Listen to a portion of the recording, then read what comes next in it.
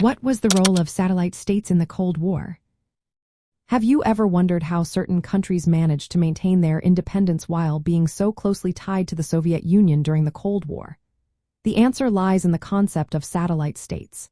These were nations that, while officially independent, were heavily influenced by the Soviet Union in various aspects of life. Countries like Poland, Czechoslovakia, Hungary, Romania, Bulgaria, and East Germany were key players in this dynamic. The role of these satellite states was significant. First and foremost, they acted as a political and military buffer zone. This meant they created a protective barrier between the Soviet Union and Western capitalist nations, particularly the United States and its North Atlantic Treaty Organization allies. By having friendly governments in these countries, the Soviet Union aimed to prevent any direct military threats from the West. Another important function was the extension of socialist influence. The governments in these satellite states were typically run by communist parties that were aligned with Soviet socialism. Even though these countries had their own governments, Moscow often had a hand in their decision-making processes. This ensured that the socialist principles promoted by the Soviet Union were put into practice. Economically and militarily, these states were integrated into Soviet-led organizations.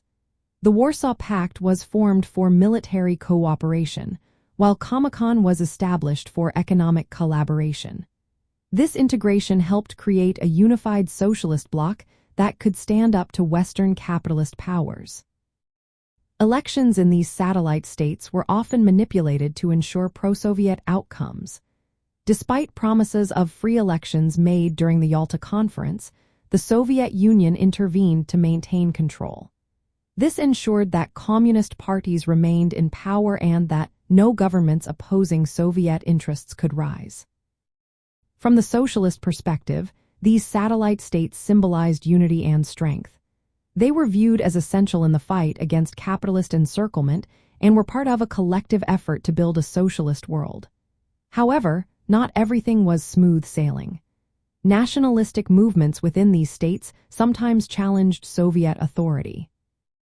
Events like the Hungarian Revolution of 1956 and the Prague Spring of 1968 showcased the tensions between local desires for independence and Soviet control.